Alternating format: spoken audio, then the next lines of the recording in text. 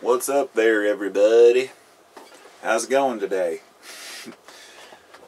Well, it's a Saturday morning in late January. Today I was going to talk about homesteading versus living in the city, and it's something that's fascinated me for a long time. I made a video a couple weeks ago about how my wife and I have been looking to buy a bus, and we're looking for a mid-size to short school bus that we can fully gut and convert. We've looked at a couple that were somewhat remodeled already, but maybe just some flooring in, or this or that, or the seats taken out. But it's something that I wouldn't necessarily say the bus is something that we've been trying to do for a long time, but rather it's always been on our minds, and we've talked about getting a motorhome or a trailer of some sort. It's always been something we wanted to do, was have it started out with the tent trailer, a decade ago, and it's more from there on to wanting a motorhome, and then a trailer, and then now we're sick. We've never had any of them, but the bus, I think, would be an amazing thing. And today, with what's going on with the whole little house community, it's almost like you better jump on it soon. So many people are going to be doing this. It's becoming more and more common that it's getting harder to find good buses because everybody wants to fix them up. You can go to the auctions and whatnot to get school buses, but anyhow, this isn't about that as much as it's about living off-grid as opposed to living in the city. And I've been watching this family, just a couple videos yesterday and today. I can't remember their name. It starts with an F, but the Faust family or something. And they basically moved into a yurt, bought some property that was out of the electrical grid, basically. And then over the last 4 or 5 years, they've been made videos about their progress as they built the house and whatnot, and the complications and the joys of living without, running water and electricity, as we do in the city. Though they were still able to, of course, get water from the local spring, and for a while they had to carry it in by hand. The whole thing was they wanted to start from scratch and build their house from the trees on their land. That, to me, is a very noble thing, and it's something I've always dreamed of. I worked 10 to 12 years in the construction industry, on and off doing different things, but I have done foundations, I've poured concrete, I have laid plates and built walls and framed them, I've laid trusses, I've put on sheeting, I've laid shingles, felt, I've done some very small amount of masonry work, not that much, but everything else, everything from tile to finish work, drywall, all that I could do on my own, and bringing in a couple of friends would really help. It's like a dream of mine to be able to to do something like that, but it just seems so out of reach. For the average person, it's not at all, of course, we know that. Anybody could pack up and move out. I mean, if I tried to do this a long time ago, I didn't have nearly the resources to be able to make it more than, maybe a couple weeks. It's like, as much as I desired to go out and go hiking and camping and out in the woods and go on vacations, to do it as a permanent thing is really difficult.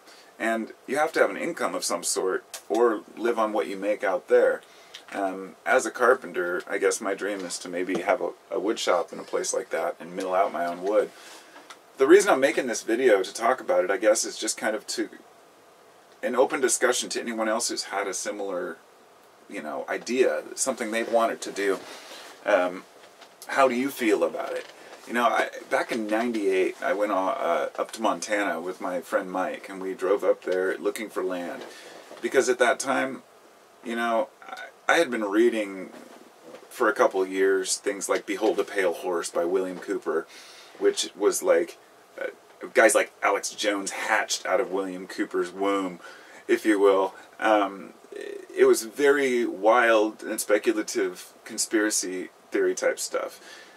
And I was convinced that the world was going to end, that the elite were going to take control, that the whole New World Order thing was going to take effect and, whatnot. But mostly, all of that was still in the back of my mind as a maybe, and I was in my early 20s then. But the one thing I did feel is that society was going to get worse. That if it wasn't the grid going down, which could happen with a simple solar flare like the Carrington event, then it would be a virus, or it would be some sort of a bacterial disease, or that people would... Basically, my fear is that some really nasty virus, you know, moves through society. At that point, I'm prepared, and I decided, instead of trying to escape things that I don't know what's going to happen, really we're just trying to escape ourselves quite often. We're trying to escape our own fears. We're trying to escape, at least for me, I should say, I can only speak for myself. During the time when I wanted to move out and get off the grid, I realized I just wanted to get away from society because I didn't want to partake in it.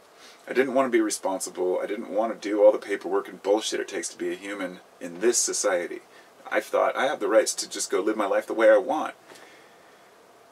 15, 20 years later now, I guess 20 years later, I have a completely different perspective on it. That the word integrity, to me, it's about being integrated. It's about how well a person is able to cope with the people around them. And you'll always have issues with some people, but generally the idea is to try to understand as many people as possible. You know, I always picture walking into a room full of gangsters, or it could be a room full of rich yuppies, you know, or it could be, you know, jocks, or it could be stoners, all these different groups and people, and the groups we associate ourselves with. The idea for me is to be able to understand that every single different type of person is that way because, for very complicated reasons, let's just say that understanding their lives are rich and complex too. So being part of society, to me, back then I looked at people in a more negative light. I thought most people are selfish. I thought people are asleep. They're all sheeple. I used that term back then too. That everyone, you know, no one sees what's going on around them. And I thought especially the older generation, even the people that were my age back when I was a kid. Now that I am this age, I realize, no, you can spend a couple of years, even a decade, you know, ranting on the corner about conspiracies, but eventually you have to live your life. You realize how long life really is, and you think you can also escape and go off grid, but unless you want to spend 30, 40, 50 years out in the woods, you're going to have to cope. And so that was about the time when I took on my construction career for a while, until my sciatica got so bad that I couldn't do it anymore. But those skills that I learned are going to benefit me, and they do benefit me all the time. You know, just having a garage full of tools, from everything from, you know, concrete nailers to very fine blades for doing very detailed finish work, to paint, you know, paint supplies. I'm very grateful to have that knowledge, because if I do decide to homestead, I realize I have one step up. I should say, you know, I have an extra benefit being able to be, you know, being a carpenter, because a lot of people that get into these things, they don't even know what they're doing at all, and it's difficult. I can imagine. It's like there's certain things I can't do, and I won't do too, you know. Me being confused even over an electric line or something, like, well, how does this circuit work? And I don't want to shock myself, but I'm a big fan of kind of do-it-yourself life. A do-it-yourself life, but to me that also means you have to be not codependent, but moving off by ourselves to escape society is never going to be as rewarding, in my opinion, as doing the same thing with someone you love or care about, taking your family and doing something like that. Some people take their kids on the road in campers, and they'll post videos and people will leave comments like, oh, I'm calling, you know, child services on you. You know, how could you take your kids out of the school system and just drag them around on a trip? And I think, you know, it's unbelievable that people are so stupid.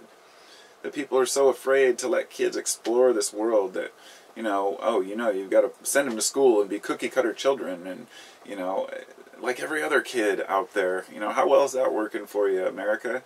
But, you know, to each his own, you know. I feel like unless you've seen how fucking amazing life really is, and how fucking crazy it is for us to be here, and pardon the language, but, you know, the likelihood of us being here, we can't know. We can't know the math. We can't even understand where we come from or where we go. But what we do know is that by observing nature, we can see that animals interact with one another. There's altruism. There's some stealing. There's some kindness. There's some not so kindness. But generally, we care about our families first. That's what we do. The whole thing is to breed. And if that's so be it, if you want to look at it as a negative thing, that, oh, well, we're just here to breed, you can. Or you can say, well, we're here to breed, but that's really just the metaphor for bringing, that's the only way to bring us together. We need societies because we are codependent people. And we will lose it if we go off by ourselves for too long. You know, in my opinion, man was not meant to be alone. And I've seen some of the guys who have lived up in the woods for 30, 40 years. I've seen a couple shows and documentaries. One guy in particular that I think lived up in Alaska for like 30, 40 years alone. Great story, and the guy was really, really nice guy and everything, but it's not for everyone. There are some people that can do things like that. I'm hoping that one day maybe I can do that. Maybe I can break away from this. Because we get so caught up in our daily lives when we start to build up stuff, and especially when you have kids. Because when I moved into my house 15 years ago, my son, my oldest son, was my middle son's age now. He was about 8 when we moved in here. Now he's 23. And so my other sons are 5 and 8. And so it's just, as soon as he was out of high school, oh, more kids. Oh, great. What did we do? So it's going to be 40 years of our life with kids. We might as well make some of that traveling and having fun and exploring. But really, my dream is to be able to take my bus out, you know, awesome school bus or even a city bus is what we were talking about. All souped up, beautiful interior, go out on trips during the summer and then come back and homestead at our home and park our bus out in front. To park the bus on a piece of property while we build our own house. So I guess I'm, you know, what do you care if I build a house? You probably don't. 5 years from now, maybe I'll be making YouTube videos of my homesteading experience, because that's what I'd like to do. You know, I love sitting and talking to all of you just about life in general, but I think that if I was out and about doing these things, I'd really enjoy making movies and making videos about my experiences and travels. It's something that I dream of and something that I realize is within my reach. It's easy to feel tied down to our jobs, our lives, the areas we live. We have to work, we have to survive, but we have to live too, not just live. We don't just get by. So that's about all I got. I just wanted to share that with you all and see what you guys think about homesteading or about getting slightly off the grid or completely off the grid, buying a bus, traveling, and all that. But yeah, it's just something that's really been on my mind lately. And something I can see happening within a few years now. So, see what happens. Talk to y'all later, and have a wonderful day. Have a wonderful weekend. Peace.